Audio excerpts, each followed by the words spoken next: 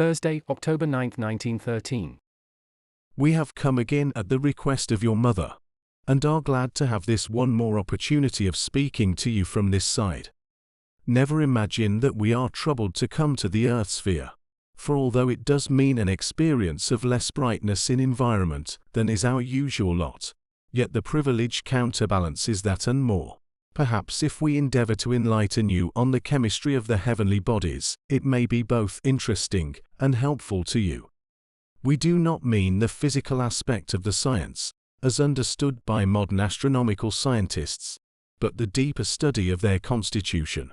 Every star, as you know, is itself a center of a system, which comprises in itself not only the planets in revolution round the star, but also the particles of matter which suffuse that system, but are too sublimated to be cognized by any system of chemistry, which is possible to those who dwell in physical bodies, and in their research are compelled to use both material instruments and material brains.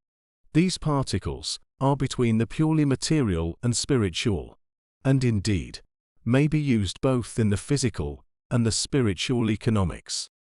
For the two are merely two of many phases of one progressive economy, and act and react each on the other, like a sun and his planet. Gravitation is applicable to these particles also on both sides, and it is by means of this force, as we will call it, as being a name you know, and also very little understood, that we cohere these particles together, and are able, from time to time, so to clothe our spiritual bodies, as to become visible to the photographic plate, and sometimes to the human eye. But we do more than this, and over a wider range. Were it not for these particles, all space would be dark, that is, no light would be able to be transmitted from planet, or sun, or star to the earth, for it is because of the reflection and refraction of these that the rays are visible. Not that they are transmitted, for their transmission and passage depend on other elements of which we will now say no more than this. It is not the rays of light, nor is it the so-called light waves which are visible to the human eye, but their action on these minute particles, which, on the impact of these rays, become visible as waves. Your scientists have much to learn yet on this subject, and it is not our business to impart much which men can learn by the powers they possess. If we did so, then the benefit derived from your earth schooling would be materially lessened, and that is why we are careful to give you just so much as will help you onward, without neutralizing the good effect of individual and collective endeavor. Bear this in mind, and it will then perhaps be seen to have a bearing on whatever we deem it advisable to explain to you in such messages as these. The stars then send forth their light, but in order to send it forth they first must possess it themselves, and as they are not self-constituted personalities, in order that they may have it they must be given it. Who does this, and how is it done? Now of course, it is easy to answer God, for He is the source of everything. That is true enough, but, as you know, He employs His ministers, and these are without number, and each unit with an allotted task. The stars receive their power of transmitting light from the presence of myriads of spiritual beings about them, all ordered and regulated in their spheres, and all working in conjunction.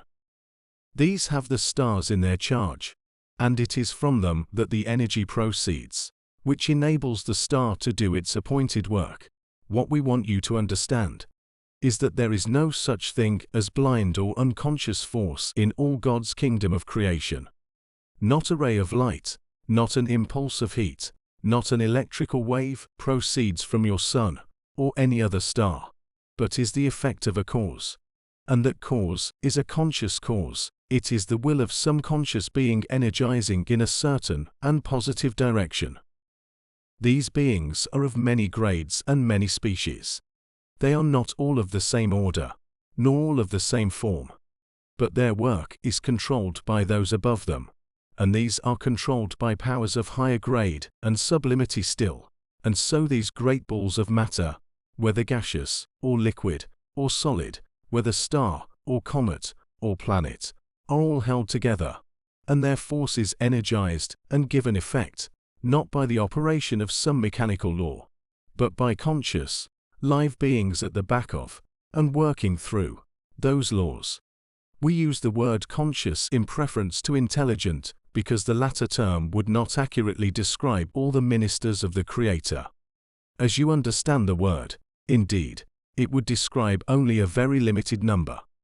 And it may surprise you to know that those to whom you would apply the term are those which stand between the lower and the higher. For while the lower workers are not really beings of intelligence, the higher are more sublime than that term would imply. Between the two, there are spheres of beings who would bear describing as intelligent beings. Mark well that I am not speaking now in the terms we should use here, and which you will use when you come over here, and have studied the conditions somewhat. I am using earth language, and endeavoring to put the matter from your point of view. Now you will, from what we have already written, be able to see how intimate is the relationship between spirit and matter.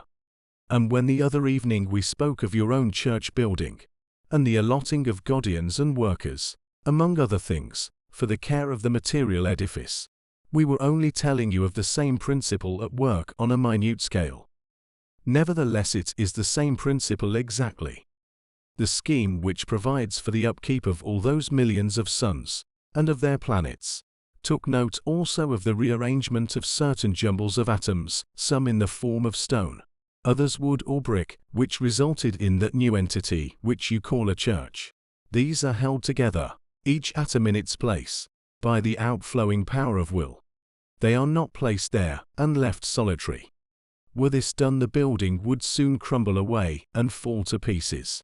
And now, in the light of what we have written, think of what people call the difference of feeling on entering a church, or a theatre, or a dwelling house, or any building. Each has its own suitable emanations, and these are in consequence of this same principle at work, which we have tried to describe. It is spirit speaking to spirit, the spirits of the discarnate workers speaking, through the medium of the material particles, and their arrangement and purpose, to the spirits of those who enter that place. You grow tired, and we find it hard to impress you, so, with our blessing, we will leave you now, and, if you will, we shall come again. God be with you and your dear ones and your people, in all things and all days. Ashtriel.